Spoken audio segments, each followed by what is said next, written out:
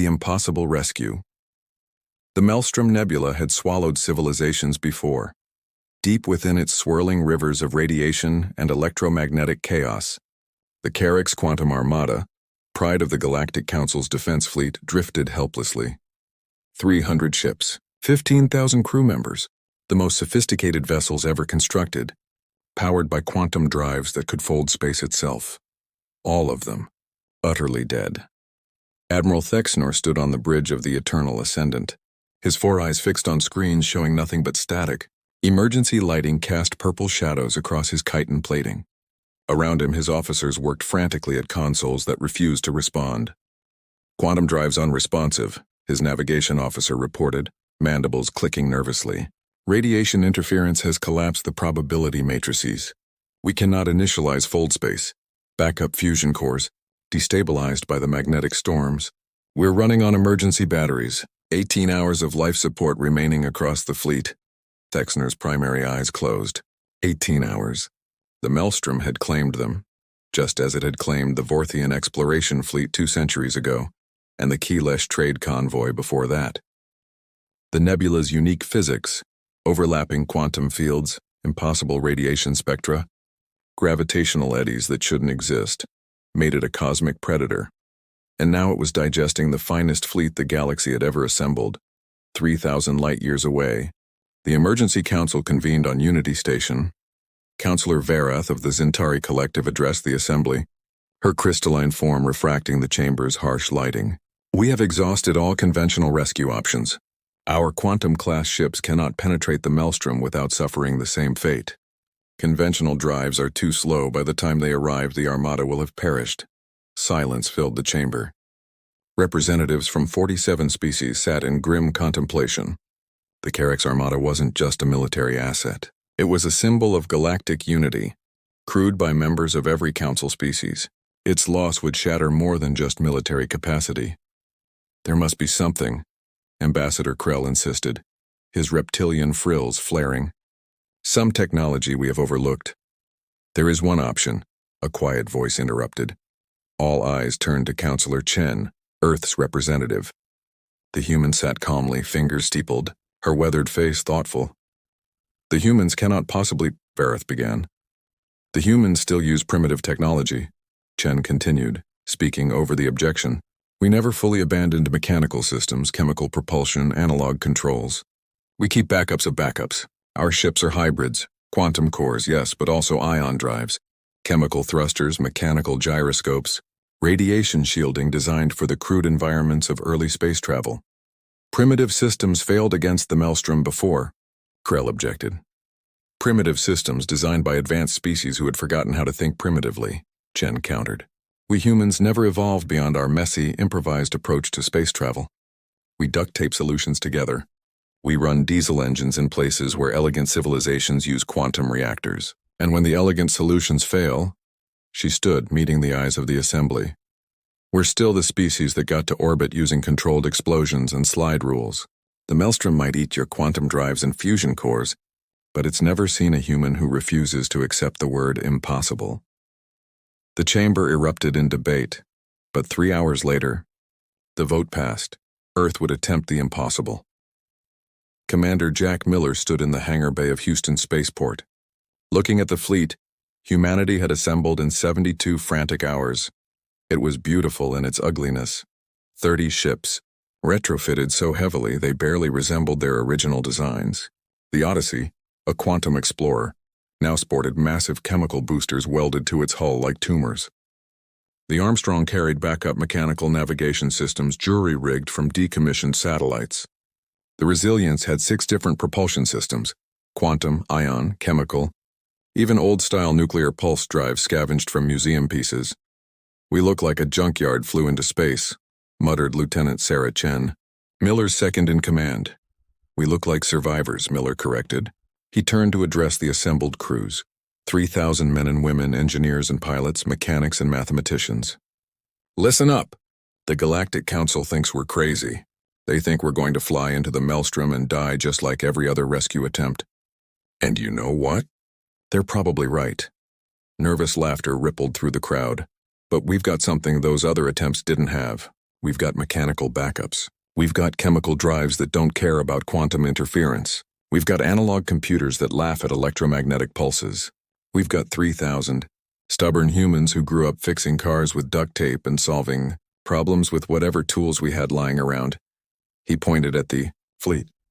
The Carex Armada is the finest fleet ever. Built, elegant, perfect, sophisticated, and right now, all that sophistication is killing them because the universe doesn't care about elegance. It only cares about what works.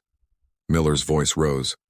So we're going to fly into hell itself with our Frankenstein fleet, and we're going to bring those 15,000 people home. Not because we're the most advanced species in the galaxy, but because we're the most stubborn.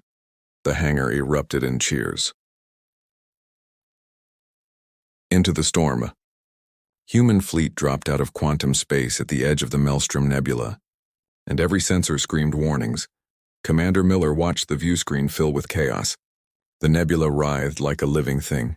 Purple and crimson clouds shot through with lightning that moved in impossible directions. Gravitational readings spiked and plummeted randomly. Radiation counters climbed into ranges that should have been instantly lethal. All ships, this is Odyssey Actual, Miller transmitted. Quantum drives to standby. Switch to hybrid propulsion on my mark. Navigation. Go full analog.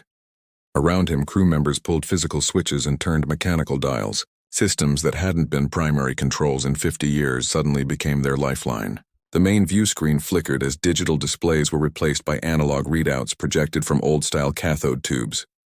Quantum interference at 98%, Sarah reported.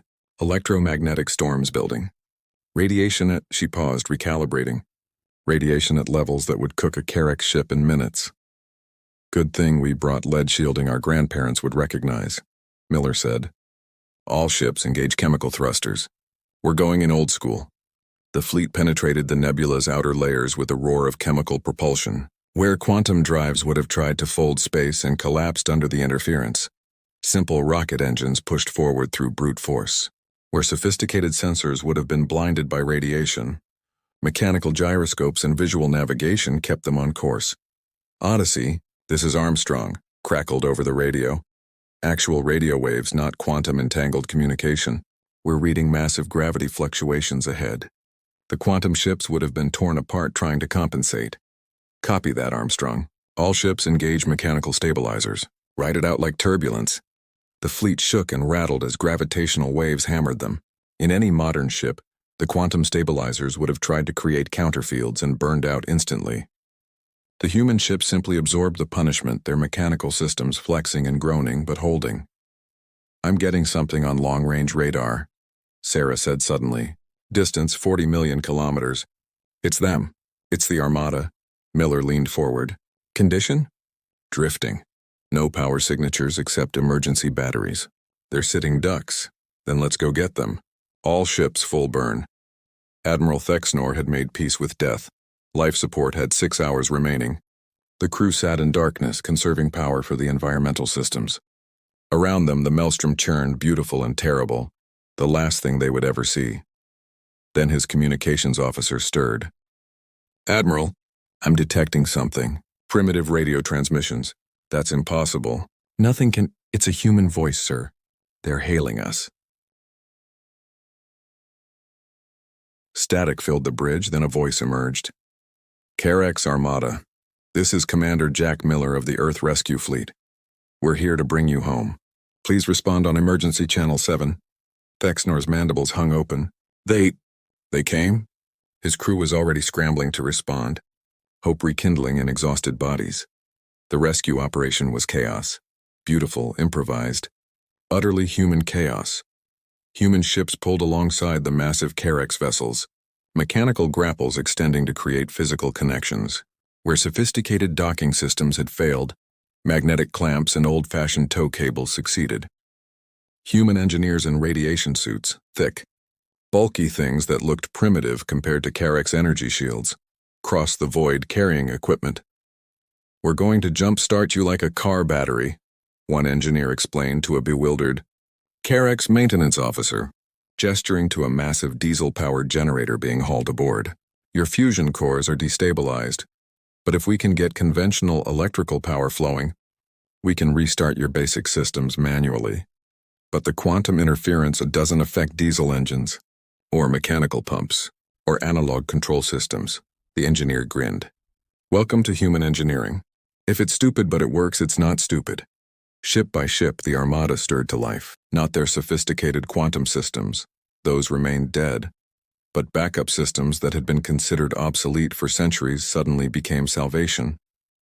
Chemical thrusters sputtered to life. Mechanical steering engaged. Emergency lighting blazed across 300 ships, but the Maelstrom wasn't finished with them. Commander, massive energy spike, Sarah shouted. The nebula's, oh god, the view screen exploded with light.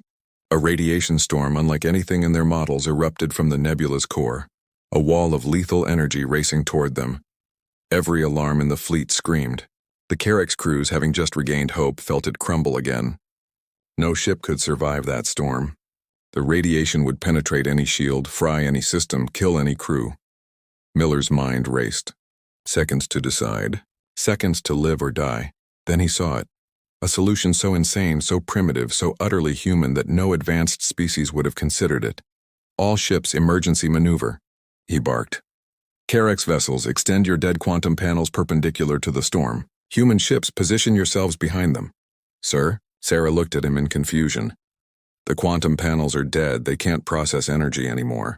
That makes them just big sheets of exotic matter. We're going to use them as radiation shields. Physical shields. The storm will wash over them instead of through them. That's insane. It's brilliant. Move, move, move. The fleet scrambled. Carrack ships, using their newly restored mechanical controls, rotated their massive quantum sail arrays, designed to catch fold space currents, into the path of the storm. Human ships tucked behind them like chicks under a mother's wings. The radiation wall hit. It was like standing behind a concrete barrier during a hurricane. The quantum panels, unable to process the energy, simply absorbed and deflected it. They heated to extreme temperatures, began to buckle but held. Behind them, shielded by literal tons of dead technology turned into improvised armor, the fleet survived. When the storm passed, the nebula fell quiet.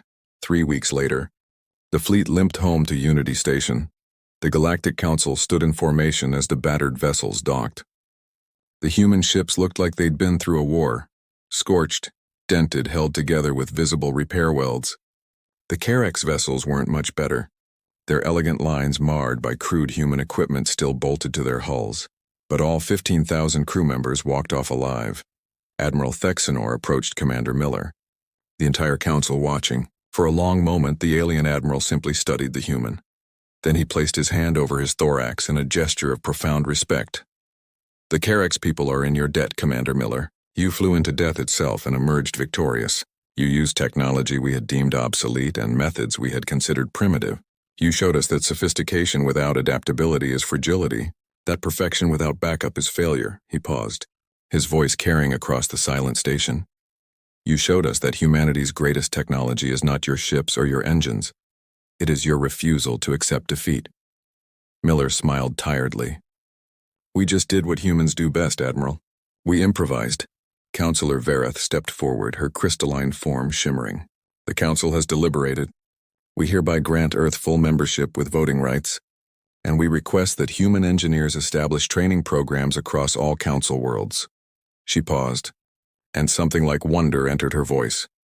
We have much to learn from your primitive methods. As cheers erupted across Unity Station, Miller looked back at his scarred, ugly, beautiful ships. Ships held together with determination and duct tape. Ships that had done the impossible, and felt pride swell in his chest. The galaxy had called for help. Humanity had answered, and the galaxy would never underestimate them again.